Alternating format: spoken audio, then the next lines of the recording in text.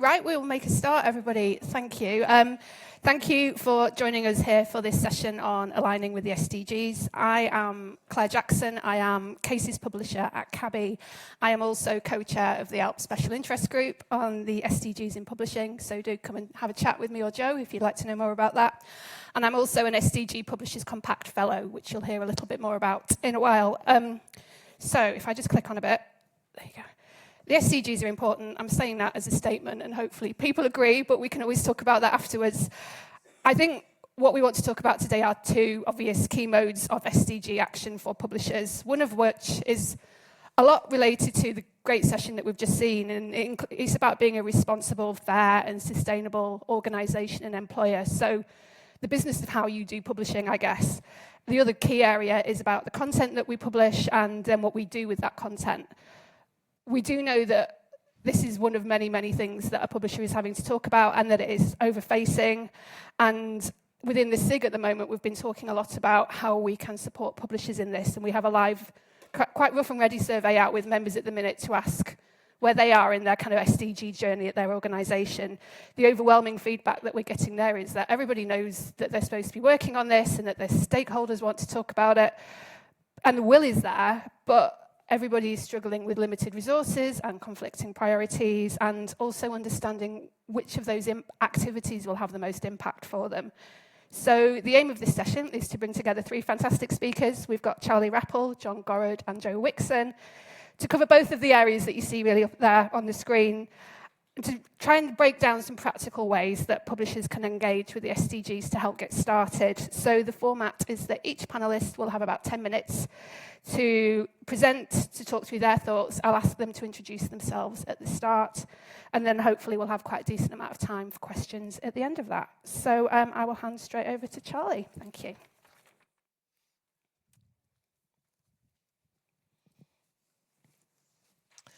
Right, lovely. Hello. There we are. One of my slides has gone missing, so I just need to remember what I was going to say. And I was probably just going to introduce myself with my opening slide, wasn't I? So, hello, I'm Charlie Rapple. I'm one of the founders of Kudos. I do a lot of work around trying to explain and summarise research that will help the world address and achieve the SDGs, and a lot of work trying to get that to the different target audiences, because I think it's very important that we use research to influence people well outside of academia. We need to change attitudes and behaviours in the wider world as well.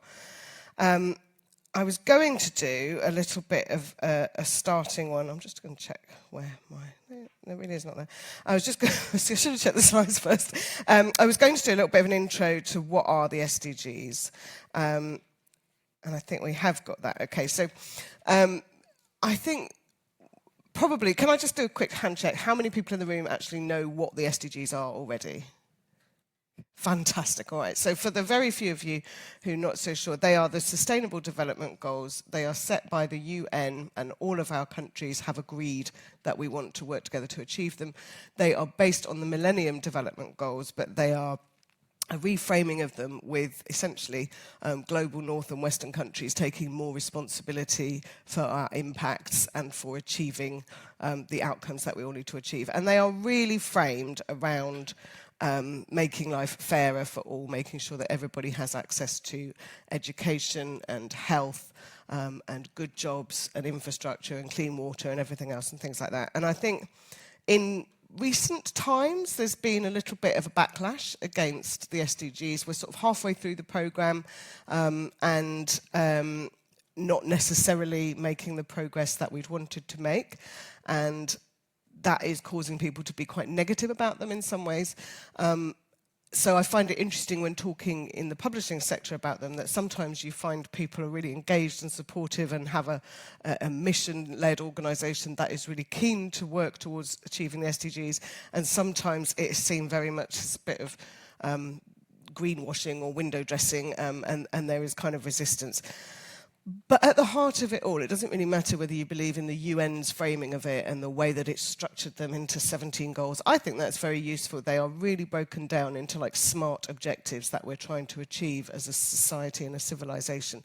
And I think they're really well done. But even if you don't think that and you don't buy into the way that the UN is doing this, I think you'd be hard-pushed to find anyone in your organisation that doesn't want to help make the world a fairer and more equitable place for everyone. So that's kind of my top tip to you to start with, that if you find that enthusiasm for the SDGs as a concept is waning, you don't always have to frame discussions about them in that way. You can just talk about ending poverty, ending inequality, protecting the planet, and you might get more buy-in that way. I'm going to get my notes because they're not coming up, and I don't want to just waffle on pointlessly. Not that I would ever do that.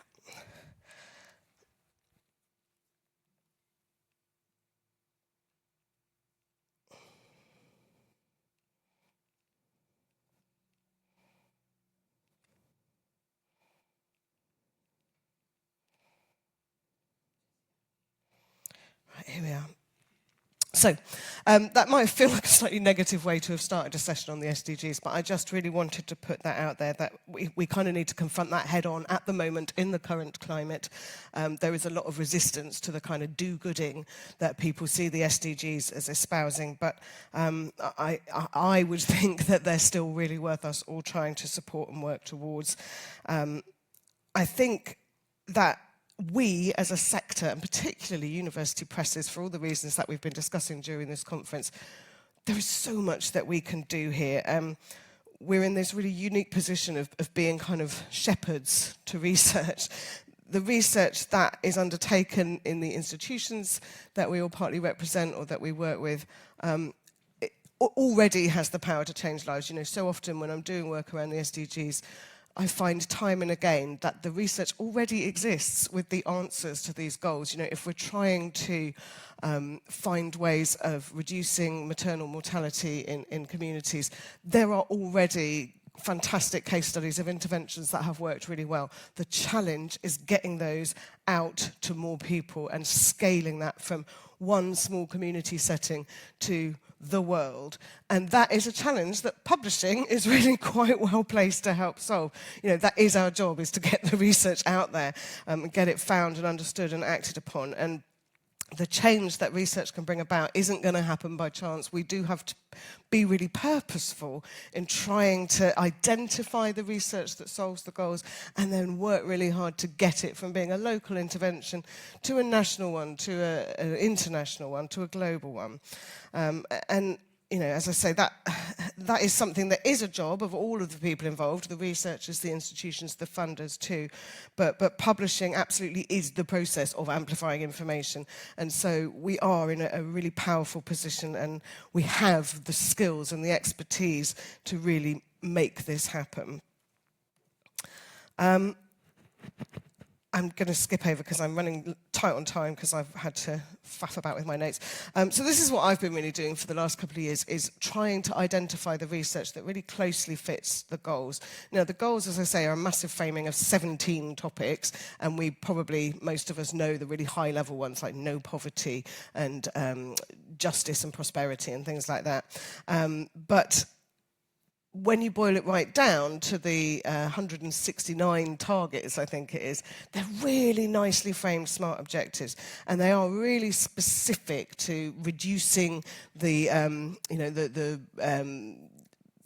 score on certain metrics and things like that. So they look at sort of frameworks that calibrate things like poverty or disaster resilience and things like that, and there are frameworks for all these things against which things are scored, and it's all about, you know, reduce that to below this threshold or whatever. So they're really tightly targeted, and it's, as I say, it's really fascinating to look for the research that already is achieving those reductions or improvements or whatever it is.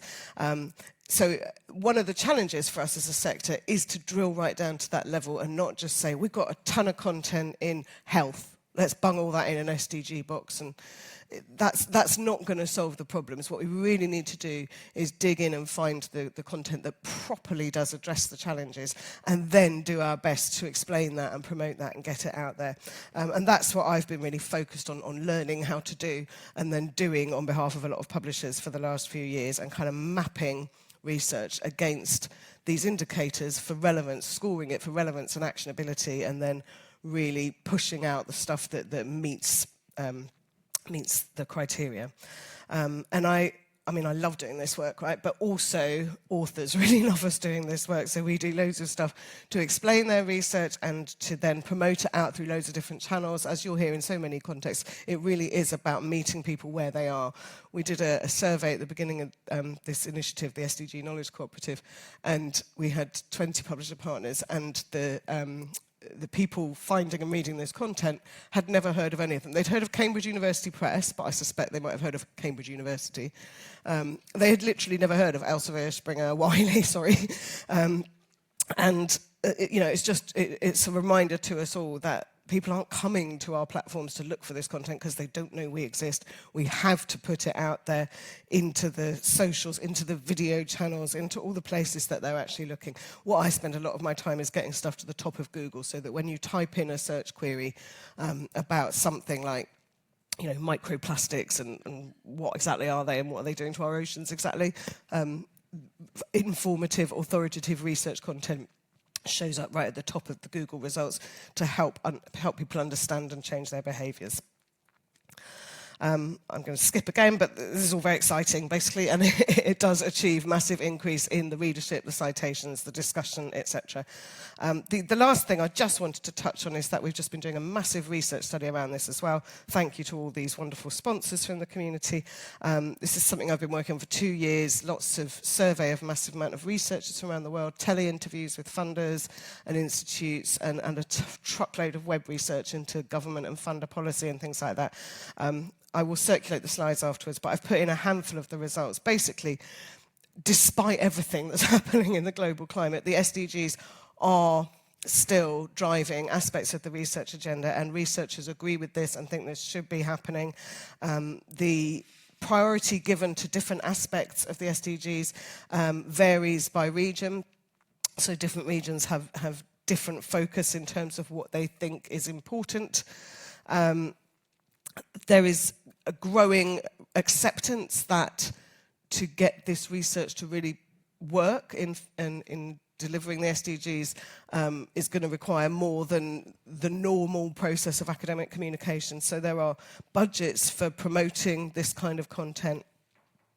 And there is a varying level of satisfaction among researchers about what is or isn't working well in terms of how they currently communicate, and in which fields are journals more or less effective at helping them communicate and reach the audiences they need to reach. And one of the things that I think is really interesting is that it is harder to get SDG type research published in the more prestigious titles in particular. Part of that is that by its nature, it is often very localized research. It's localized interventions, localized results, as I was saying, and the challenge is how we scale that. But that, by its nature, doesn't attract the big titles. It doesn't have the scale and the significance that they're looking for. So there's a real tension, which we all talk about at all these conferences all the time, in the sort of the incentives and motivations for what researchers are expected to do in terms of how they publish, but the reality of trying to do SDG research and trying to save the world can often be in tension with your academic career drivers. I think that's another thing that we as a sector have a potential role, and particularly in university presses, again, the positioning of university presses within universities and the role we can potentially play in driving change in the role of publications and how they are or aren't used in academic career evaluation. As I say, I will circulate the slides. I've done a really high-level view of the recommendations. Do come and talk to me about the report or about either of these initiatives. But one of the things that I think that we can do massively well is commission more content and be more creative in how we help communicate that content to reach the audiences that we need to reach if we are going to save the world. So do talk to me if you'd like to learn more about any of that. Right, sorry, slightly disorganised and overrun, but there we go.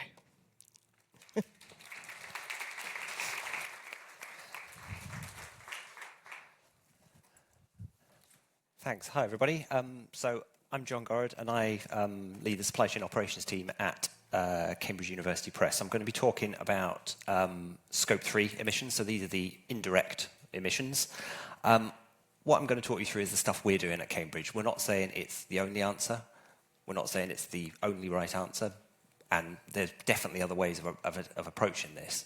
But hopefully you can take away a few sort of thoughts and ideas of things that you could maybe bring in your own organisations. So, just to set the scene in terms of when we're talking about our Scope 3 emissions, we're talking about paper and print and the associated freight. While travel and digital would fall under Scope 3 emissions, they're not included in our Scope 3 emissions target because under the greenhouse gas protocol, you only have to report on 80% of your Scope 3 emissions. We are looking to include them, we're just not there yet. But as I'll talk through in a minute, paper and print and freight are the vast bulk of what is actually what we're actually generating. So I suppose a slightly unpopular, maybe slightly unpopular opinion would be that AI, cloud computing and digital, which we see all over the news, are not the biggest contributors to publisher Scope 3 emissions.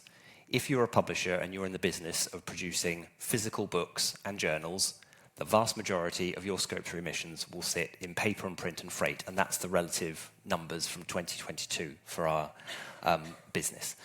Reducing the emissions from paper and print and the associated freight is the lever that we need to pull in order to have a meaningful impact into these numbers. There are lots of very complicated ways that people will talk about this, but fundamentally you can break this down into two or three sort of different ways of doing it. From a paper and print point of view, which accounts for about 70% of our Scope 3 emissions, you've got essentially two options. One is use less paper. The other one is use the same amount of paper, but use the paper from a less carbon-intensive source. With freight, you've got broadly probably two other options. You can either reduce the distance between the place the books are manufactured and the end customer, or you can use a less intensive carbon freight method. For context there, at the moment, digital accounts for about 8% of our Scope 3 emissions. So, in terms of initiatives that we're doing in this space, so before I jump onto those, I suppose it's probably worth giving a bit of context about what our targets are. In terms of the graph that's here, the black bars are basically the inflation-adjusted figures, which are the ones you want to focus on, and we're targeting ourselves with a 29% reduction in paper and print and a 21% reduction in freight. So, the obvious question is, how are we going to meet these? We've got a number of initiatives, the first of which I'm going to touch on is print on demand. A lot of you are probably aware of what print on demand is, but just for anyone who hasn't encountered it before, this is where books are printed at the point the customer places an order. What's the advantage of this? Well, you don't have any excess stock, so there's no obsolescence or wastage, which means less paper is used, so you're printing to the exact customer demand. And you combine that with a distributed printing model, i.e. printing closer to the end customer, there's an associated freight reduction. There's also a positive impact on sales through improved customer availability and shorter lead times. A slightly more topical benefit is if you're printing in-country and not shipping across national borders, you can avoid any tariffs if that ever happened to become a scenario that someone might stand up and put, I don't know, global tariffs on anything, but it's probably not an issue, won't come up. So, what does that mean? So, print on demand in academic books. We've already moved a long way along our journey with this, but we want to go further. We're currently 84% of our books are publishing POD from day one. We want to move that throughout this year to 95%. How are we going to do this? Well, at the moment, or historically, we've had challenges with certain specifications. We've got a big catalogue of books across multiple specifications, jackets, coated papers, sets, every trim size you could possibly imagine, which is sometimes quite challenging. So we are looking to onboard more printers who have a more diverse range of capabilities in that space. So the unlocks really for us are getting things like jackets, coated papers and sets, which would, up until now, have been printed conventionally, moved into our POD program. I talked a little bit around a distributed printing model. So the little blocks in blue, that's where we've currently got POD capability globally. But there are still some pretty big markets for us that don't have POD capability, particularly, as you can see, the red ones over in Asia. At the moment, if we want to supply stock into those markets, it's got to be shipped predominantly across from the UK. So we're looking particularly bigger markets in Asia for us, such as China, Japan, and Singapore. So this is the distributed printing model, printing closer to the end customer, less freight. Now, so air freight. Pretty obvious, but aeroplanes are very, very bad for the environment. Air freight is responsible for 1.9% of global CO2 emissions, and air travel a further 2.5%. If I put that in context, that is the total CO2 emissions of Germany and Japan combined. So it's huge. In FY23, for our publishing business, air freight accounted for 3% of the volume we shipped, but 75% of the freight-related emissions. So if I put some numbers around that for you, sea freight, if I'm shipping something, putting books on a boat and shipping them from the UK to the United States, for example, sea freight, between 10 and 40 grams of CO2 per tonne per kilometre. Air freight, 500 grams of CO2 per kilometre. Huge increase. It also doesn't actually make financial sense to ship stuff by air. It costs between $50 and $150 per tonne to move stuff by sea. If I was going to move that equivalent by air, that is anything up to $6,000 per tonne. So combining, looking at the distributed printing model we were just talking about, I can absolutely send files, print files, to a printer in the United States quicker than anyone can put a book on an aeroplane and ship it across. So we took a decision back in 2023 that we were going to stop using air freight. It involved a bit of a sort of behavioural change and an expectation change amongst our teams, but you can absolutely see there that we've made a huge indent into that, not by some clever system, clever process, just literally changing our attitude to air freight and saying we're not going to use it anymore. I've been talking an awful lot about books so far, but it wouldn't be fair to not give credit where credit's due to the great work that's been done in the journal space as well. So those of you who operate in journals business know that it is moving quite quickly to being a very digital-focused business.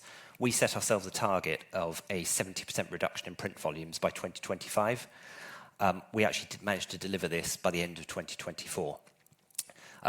This year, 65% of our journals list will be e-only. And in addition to this, in terms of the print reduction, we've had a 98% of our print journals are now using paper wrap, which is a huge reduction in single-use plastic. Now, I appreciate that the distributed printing model and POD will not be suitable for every single book. If you have a big title that comes through that's going to sell thousands of units, say 5,000 units, POD is probably not the best print methodology for that book. That is where we're starting to now look at low carbon paper sourcing. You can have two papers that are identical weight and grammage that come from different locations, but one has 20% less carbon intensive than the other. And so this is where, if you're in a business where you're doing maybe higher volume titles, the elements in terms of paper sourcing are hugely important, and it's something that you can do instead of POD. It's something we're just starting to look at and work on now, so we don't have all of the answers, but we're looking to build basically a methodology that historically the methodology would be, right, what does it cost to print the book? How long does it take to move it there? So you're looking at lead time and cost. We're looking to, with the new methodology, to actually basically have the carbon intensity of the paper into that decision making. Another important part is our paper and print partnerships. Printer relationships, hugely important. So all of our contracts now have sustainability clauses built into them. We use all sustainably sourced paper, whether that's FSC, PEFC, SFI. And as I mentioned, we're also looking at the carbon intensity of the paper we use. Bookchain and EcoVadis are two of the tools we're using to improve visibility up our supply chain. And this wouldn't be complete without me having to mention everybody's favourite subject, the EUDR, which goes live in 2025. If anybody wants to come and sort of share sort of the pain you guys are having sort of with it, because this is incredibly difficult to get aligned with exactly what the EU are wanting with this, but we are focusing very hard to be compliant by the end of 2025. Now, while I said that digital publishing is not a massive, it's about 8% of our emissions, I think it's also important to talk about some of the initiatives. We're not ignoring it, and think about some of the initiatives we've got in this space. This is from one of our, a quote from one of our authors, Mike Berners-Lee. He's calculated that the internet currently responsible for about 1.4% of global emissions and 4% of global electricity. And we expect that to continue to grow. This electricity demand also relates to the impact of AI, which is very carbon intensive. The shift from digital does have a large carbon benefit to businesses by eliminating and minimizing the freight impact. But we still want to cut those emissions, because any emissions that are grown, we want to focus on what we can do to reduce them. At Cambridge, we've got 6 distinct platforms where we host our content.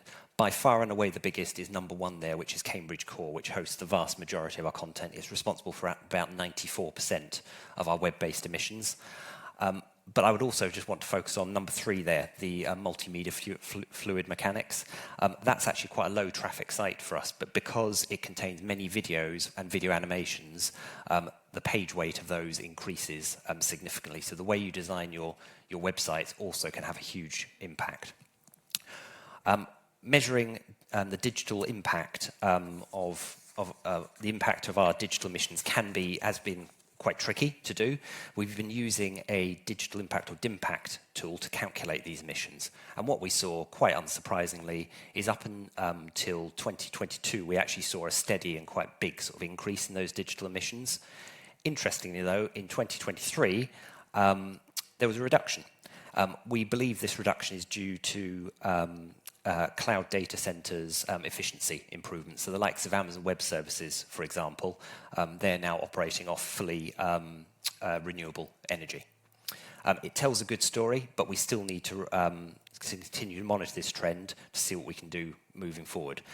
The reality as an academic publisher, we continue to publish more and more content online, and being an academic publisher, we're never going to remove this content. It goes up, we leave it up, which means the content will continue to increase over time. The goal is to reach more students, more researchers, and make the more academic content more accessible, and it is more carbon efficient than printing physical books. Finally, before I hand over to Joe, something that quite often doesn't get talked about, I don't think gets talked about enough, is the carbon intensity of electricity generation.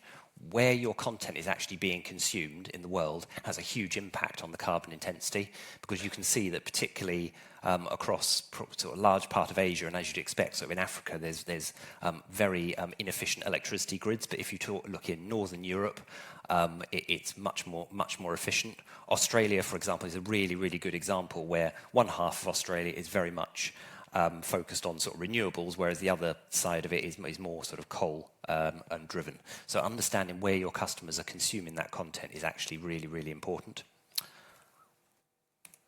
That's all from me. I'm going to hand you over to Joe now.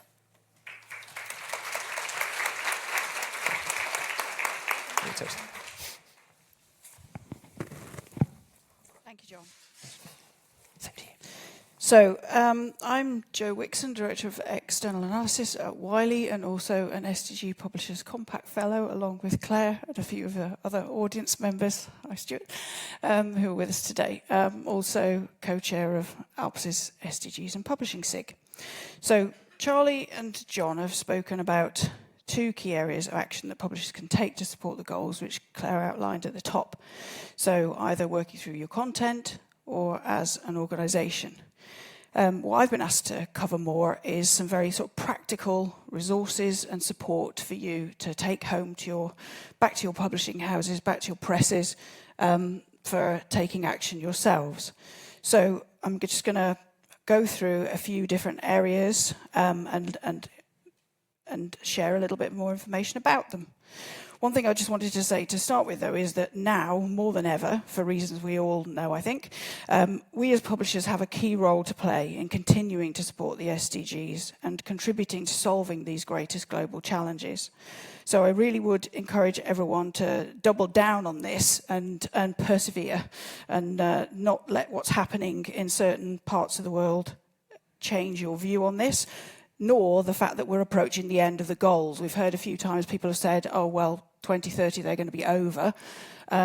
People said that about the Millennium Goals, and now we have the SDGs. The UN are not going to let go of these critical goals and these critical targets. The need to reduce poverty is not going away anytime soon. We all live on one enormous big blue and green ball when you see it from space. And so it's our shared planet, and it's only by working together and all of us taking action that we're going to get where we need to go. So just wanted to get that said before we get into the meat of the practical part. So first of all, I wanted to talk a little bit about the SDG Publishers Compact Fellows and what they've got to offer. So as a group, we've produced a whole array of top action tips which have very practical steps that you can take for depending on your position within the scholarly communication or publishing space. This is just examples of 3 of them here. We also cover libraries, professionals and practitioners, universities, students. So there's a lot of different members and places in the scholarly communication and research workflow where we feel more steps can be taken. We also have an SDG rubric developed by our book working group, which lays out, as Charlie was saying, those different targets and indicators beneath them so that you can work through your book program or a book and check to see if there are areas you might want to add to the coverage or where you might want to shift your portfolio balance. We've also found that educators have been using it to look at their curricula, for example. So it's a very useful tool that you can find from the fellows. Moving on to STM, who I'm also very happy to support their Social Responsibility Committee, chaired by Rachel Martin. So 2 of the outputs that I particularly wanted to pick up on are on the left, the SDG Sustainability Roadmap. Again, this is a very practical tool, somewhat at the higher level than the action tips. And what I'd say about it, which as the committee we were very keen to have happen, is that each of the steps in there are backed by concrete examples and resources. So there's no step where we're suggesting you do something and no help to understand how to do it. Every step in there, you can click on it and you will find resources, case studies and examples. So it works through these 5 different facets of getting involved in sustainability, and level 3 is due to come out any moment now. On the right, however, a different angle we took, and this came about because the SDG Publishers Compact Fellows did a survey about the needs of publishers, large and small, in terms of recognising when their content is relevant to the goals. And you alluded to this earlier, Charlie, right? It doesn't mean that any health sciences article fits SDG 3, good health and well-being. Below that goal, all the targets are about the leading causes of death in the world. So while I might care deeply about hay fever myself, it's not in the SDGs. So just to give you an idea of why it's important to understand really, truly when your content matches a classifier and the hard work you go through to do it in your daily work, Charlie, obviously. So we were very fortunate to have very kind commitments from both Digital Science, who I know are represented here, and Elsevier, of sharing the keywords and search terms that they have used in their work. In Digital Science's case, as the initiator of training their machine learning algorithm, and Elsevier Boolean search terms that they use against their resources. So any publisher can go along to the classifier demonstrator, enter the title and abstract of an article, and it will search it against both of those sets and give you both sets of results back. So when you've got the result from both agreeing on a goal being a match, you can get much more confidence from that. So yeah, I'd encourage you very much to go and try that. You can fire more queries at it if you've got people in your publishing house who are good at that side of coding. But what we're really interested in is having you fill in the feedback for us to learn if we can enhance it or improve it. And that will be freely available to publishers of any size, and you don't have to be an STM member to use it. So yeah, excited to hear back from you all on your experiences of trying it. ALPS, on the other hand, on the left here, have pulled together an SDGs and publishing special interest group. And this is a really great initiative because it's a very open and collegiate and friendly environment, safe space in which we can informally talk about experiences we've had, challenges we've come up against, where we have found resources that were useful, sharing those as a group. And we have 4 subgroups tackling different areas. And John here is, in fact, one of the co-chairs of the supply chain section of the SDG. Thank you, John. So it's really great to get people together from different sizes and types of publishing house to share their experience. And that's really what the SIG is about. In the interim, we've put together a resources list that's up on the ALPS website in the SIGs area, and we ran a session at the annual conference, which is available as a recording, encouraging publishers to take action. On the right-hand side, you've got the European Association for Science Editors, EASE, who were mentioned earlier in the DEI session. They have an Environment and Sustainability Committee who have worked on originally on an environmental manifesto, and then ran a survey in collaboration with the fellows to survey publishers right down to individual journals on the impact of being an SDG Publishers Compact signatory, whether they'd taken action on the commitments that are involved. If they hadn't, have they taken any actions that match those commitments, and how they found using the manifesto. What we learned from that is to some degree, not surprising, that the very small entities are finding it much, much harder to engage with all of the steps in the manifesto or to achieve the kind of commitments that signatories of the compact follow. We also found that certain parts of the commitments were more difficult than others and posing a challenge, and one of those was tracking your progress and reporting on it.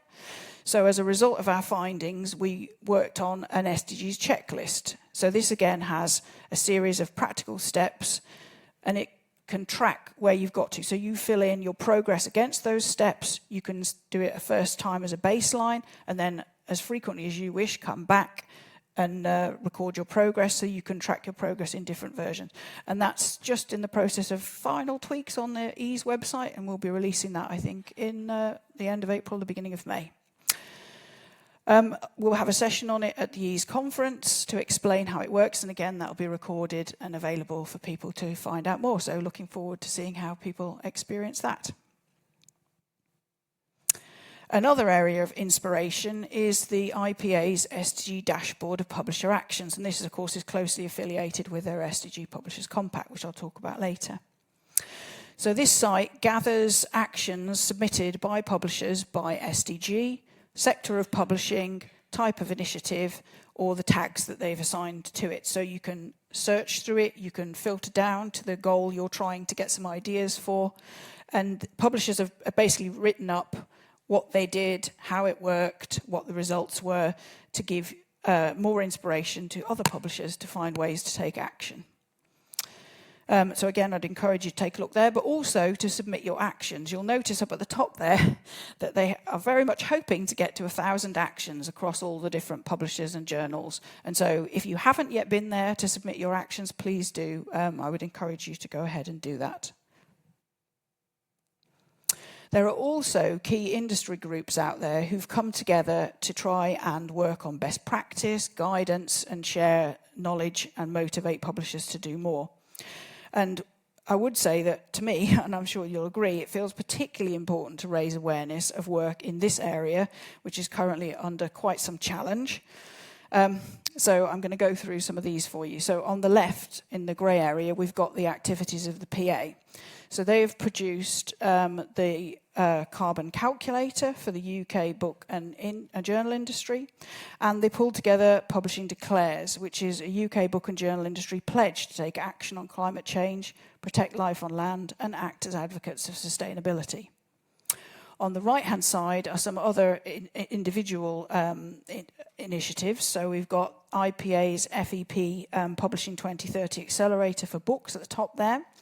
They work to reduce any negative impacts from resources, energy, transportation and waste associated with the production and distribution of books. You've also got the Green Book Alliance there, which was formed by the Book Industry Study Group, BISG, Book Industry Communication, BIC, and BookNet Canada. So this is for information sharing, joint planning, environmental events, and other initiatives. On the bottom, you've got Book Industry Study Group's Supply Chain Committee. They consider sustainability also as part of their remit. And on the right, EASE's Environmental Manifesto, which supports members and the wider global community in taking action. And I should say, we're very happy to share these slides after. Every icon in here links you to the page of these groups and resources. So that's why there's not URLs there. I'm not expecting people to be taking notes. If anyone who would like this deck, absolutely welcome to have it. Either Alps or myself will be delighted to share it with you if you're interested. Moving on, another area that feels like we need to bolster our action and push forward in doing more, which was discussed so well earlier by in the previous session. And here we've got on the left DEI or DEIA, forgive me, or EDI, working groups and resources. And Fiona did such a great job of talking about these earlier that I'm not going to go into great detail. But as she mentioned, C4DISC is a sort of higher level organisations coming together. The joint commitment, lots of fantastic work on benchmarking, standards, which we hope to see more and more publishers adopt. In terms of ALPS, the EDI working group there, which has now become a SIG, has produced a whole array of resources, again, available on the ALPS website. And the bottom one is EASE's EDI committee, which, again, as Fiona kindly pointed out earlier, produced resources such as the SAGER, which is Sex and Gender Equity in Research Guidelines, and work to assess and approve other guidelines that are out there. They'll be talking about a couple of new guidelines that they have approved and adopted at the EASE conference in May. So if you want to get in touch again with any of these groups, all of these icons link to them. On the right, another way of tackling the inequality is widening access to research content. And here, obviously, Research for Life play an enormous role, and I'm sure most of us, if not all of us, are part of that. And in doing so, excuse me, in doing so, provide more than 200,000 resources to low and middle income countries and countries in crisis. Below that are just some examples of publishers who've pulled together themed websites giving free access to content relating to the Sustainable Development Goals. Again, all of these are linked so that you can see them for inspiration and maybe take some ideas from those if you wanted to build one of your own. And finally, of course, I really couldn't be here without mentioning the SDG Publishers Compact, in case anyone here has not yet heard of it. And I have to say, as a fellow and having given this talk many times, I was absolutely delighted to see how many hands went up. I think it may have been all of you knew what the Sustainable Development Goals were. That is actually the first talk I've been to where that's happened. We usually do have to do a reminder of the goals, even though we feel like we're teaching grandma to suck eggs. But it's really wonderful to see that, and thank you so much for all of you for coming and being interested to hear about this. So for the Compact, when it was launched in October 2020 by the IPA and the UN's publishing arm and is now over 400 signatories, what they commit to are 10 action commitments, which come under kind of 3 groups of activity. So prioritising sustainability within your own organisation in the green, raising awareness of the SDGs within and outside your organisation in the red there, and taking action as your organisation and in collaboration with others in the blue. One thing we would say is that we found from our time in the Fellows, Claire's nodding, she knows what I'm going to say, that people can find it a little bit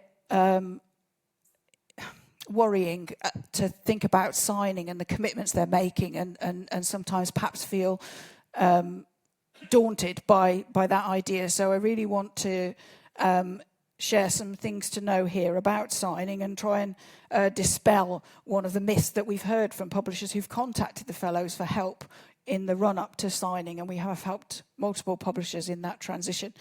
You don't need to have your full sustainability plan 5 years mapped out perfectly before signing. It's very much not about letting the perfect be the enemy of good. We're very keen to encourage you with all of the 17 areas of the goals. Just get started. It's much more important to be taking action and getting going. If you've looked at the progress reports of the compact, there's some excellent work done by the publishers, but you will notice that in not all of the questions does it say that 100% of the signatories have achieved that commitment. We're all on a journey, we're all working on this, and we're all at different points in that, but we're all working to be better. And so I would absolutely not let that put you off encouraging your organisation to sign the compact if they haven't yet done so. Just to round up and say that I hope this has provided some inspiration and revealed that there's a lot of support for you all out there in taking action, whether you're a large publisher or a small press or down to an individual journal even. We are here to help you and to encourage you to take action. So, as I say, deck will be shared afterwards. So thank you for listening.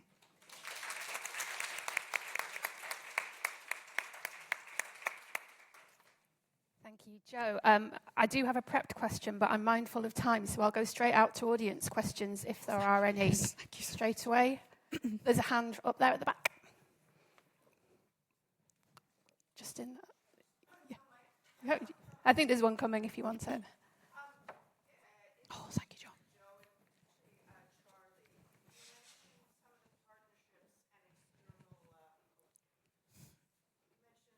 Sorry, I'm Jessica with the University of Toronto Press. Great talk. Thank you so much. Very, very interesting. You mentioned partnerships and sort of tying the Publishers Compact with different organizations. I didn't see the Times Higher Education Global ranking there. And there's over 2,000 universities that are sort of ranked by how they're approaching the SDGs. Yep. And I can't help thinking that's what funders, what university presidents care about. Is there some way, and Elsevier and Scopus are obviously directly tied with that, but somehow linking what we're doing as sort of in our Publishers Compact to those initiatives? Because I feel like it gives validity to researchers that you can actually get funding and contribute to the publishing success of your university and be on track for SDGs. It's sort of a win-win. Yeah, we couldn't agree more. As the Fellows, we actually have been collaborating with another, forgive me, I apologise, HESI and UN group on ratings, rankings and assessments. We have a joint task force where we invited Times Higher Ed, QS and other indexing bodies to come and meet with us. And it was through some of those discussions that they evolved the sustainability ranking. So yeah, we're right there with you on that. Absolutely agree. And we're trying to partner and reach out to, as I say, all these different layers of stakeholders, because I think we're not going to move the needle unless all of them are moving. Yeah, absolutely couldn't agree more. It's a critical step. And that what's in it for you question is kind of always on our minds in different talks for different purposes. We've talked about resources to help, say, a staff member or a head of ESG persuade their company. What's in it for them? We've used for authors in our sessions where we talk about, as Charlie was saying, summarising in plain language to get beyond academia and have the rubber hit the road out in the real world. The what's in it for them of that. So yeah, beautiful. Thank you so much. Absolutely, right there with you. Just while people are thinking of other questions, I guess one for the panel from me. Given the conference that we're at, the great audience that we've got, how are university presses in particular uniquely placed via their relationship with a university to support the work of the SDGs? I don't know if anybody wants to start. I mean, I touched on this. I think it's really interesting when we gather in a setting like this, the different levels of agency people feel within the university as opposed to the press. And I think, on the one hand, yes, university presses are a lot better placed than non-university presses to try and help influence things, but I know that people in university presses don't always feel that they have the authority or the credibility with the academics colleagues to be able to do that. But I think there are connections there that it would be fantastic if we could leverage more in both directions. Really, it's partly about we as publishers trying to help reinvent what matters and what drives prestige and what drives reputation. But then it's also partly about listening and learning what people feel would help them communicate their research better. There was a slide that I put up showing a list of sort of some of the sort of sustainability-focused titles that we've produced. All those authors there, they don't work at Cambridge University, they work at other academic institutions. There's loads of people who are doing work in this. So there's a great resource that's like sat on like right there that probably sort of some of the non-university presses actually don't have available to them. So you've got like you might not have a sort of big sort of sustainability sort of team or something, but what actual other resource do you have sort of in your university to actually tap into, I would say. Yeah, absolutely agree. You know, you're in a university, you're in contact, you're right there with those experts. In a similar way at Wiley, some of our society partners have experts who are on IPCC, for example. So we listen to them to inform what we're doing. But you as university presses are right there with them in a very different way. It's something really special that you have. The other thing I would like to say is that they're not just researchers, they're also educators, and so you can interact with them in that way also. And so one example I wanted to pick out, which I was very excited to see only last week, was Cambridge University Press and Assessment's new Natural History GCSE. So they've worked super hard to get that accepted. We obviously now need schools to actually teach it, but that is a huge movement. That is a huge that's so rare to get a new subject, right? So massive congratulations to them on that. I think that's a wonderful piece of work, and it sends a real signal that is what our children want to study and want to know about. So yeah, wonderful. Brilliant, thanks Jo. Any other questions from the audience? Yeah, we've got questions just over there.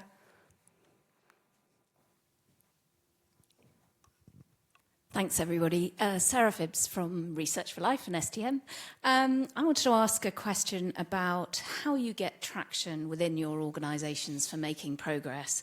We obviously have lots to do and now potentially less resources to do it with. I'm just wondering what's really the key to unlocking the actions and progress against these goals. Does anybody want to start with that one? Yeah, I don't mind too. Yeah. So I'd say there's kind of two levels of that: the communicating up and communicating down to all of the staff, right? And so at any company, you've got colleagues who will be really fired up about this and who will care about this, care about these subjects.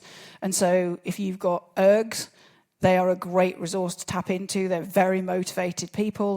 They want progress, and they will work with you to get more done. And new applicants for roles will be asking you about what you're doing, and so you can see it there. Upwards, I'd say. Funnily enough, this was something that we covered in some slides at a conference recently. So, in the case of Wiley, let's say, when I was looking at doing this to get support for having an SDGs website, we're able to show, looking at the data that's out there from these tagging companies, that the SDGs are not only growth areas in terms of output, they're growth areas in terms of funding. So they are where a publisher should be looking to go.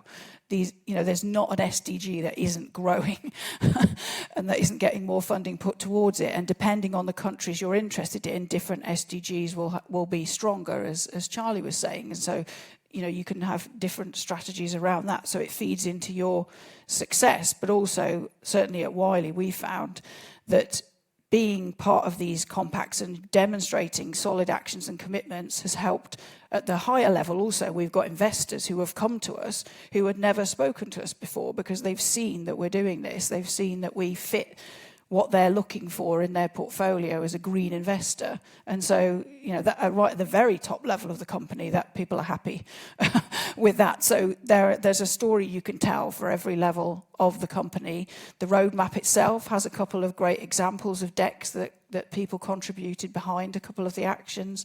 And the fellows have materials also. So if anyone's needing to do that, if you feel like you're trying to persuade your press to take action and you're the only one trying to say it, do contact us. That's one of the things we like to try and facilitate, isn't it, and help as the fellows. Thank you, Sarah.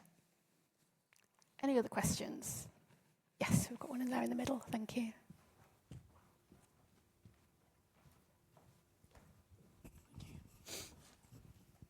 Anthony Cond, Liverpool University Press.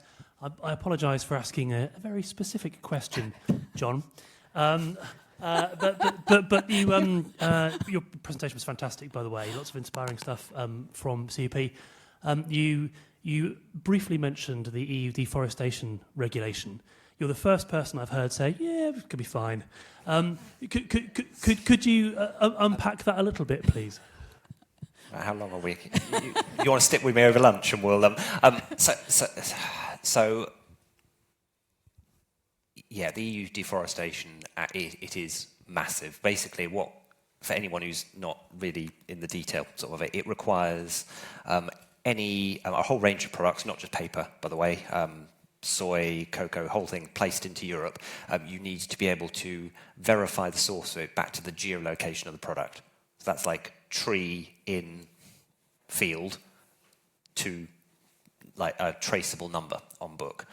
So there's a lot of work we're doing to do that. But I suppose the first thing to say is all our books and paper comes from a verifiable, sustainable source. So it's FSC, PEFC. So while we probably don't yet have the actual end-to-end chain of custody, we're aligned with the spirit of the legislation. So that's the first thing. So if we weren't sourcing from sustainable sources, we'd have a bigger problem that's there.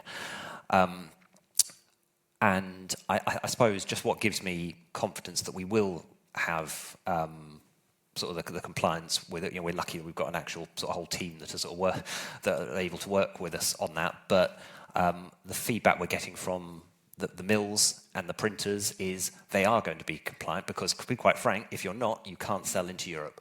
So if there's a printer, one of our printers came to us and said, sorry, we're not going to be compliant with the UDR, we will not be able to print with them. So there's an element of sort of market forces will get. Are we, everyone, by the 1st of January going to be absolutely to the letter of the law, 110%? Probably not, but I suspect that the vast bulk of the issue will actually be resolved one way or another. It is incredibly complicated what's being asked of all a whole range of sort of companies, not just sort of printers and publishers. But I would say that to answer your question, what gives me confidence in terms of that will get us probably there is the progress we've made over the last 12 months has been significant from a very much standing start. And it's not unheard of when you think about things like wider supply chains, like movement of like live animals, for example.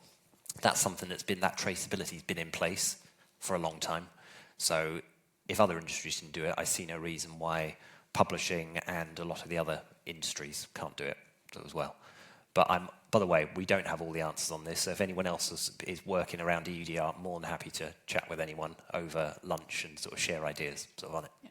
Sarah, what might you be able to help? I have a feeling that Rachel had said that the Social Responsibility Committee might be pulling a working group, together to look at it as well, to try and bring together publishers. So there might be something there to look out for.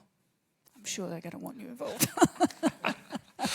That's brilliant. I am conscious that we're at time and we are in the way of lunch, so we will wrap it up there. So we are back at 2:15 in this room again, and if you just join me in saying thank you to our fantastic panel. Thank you very much.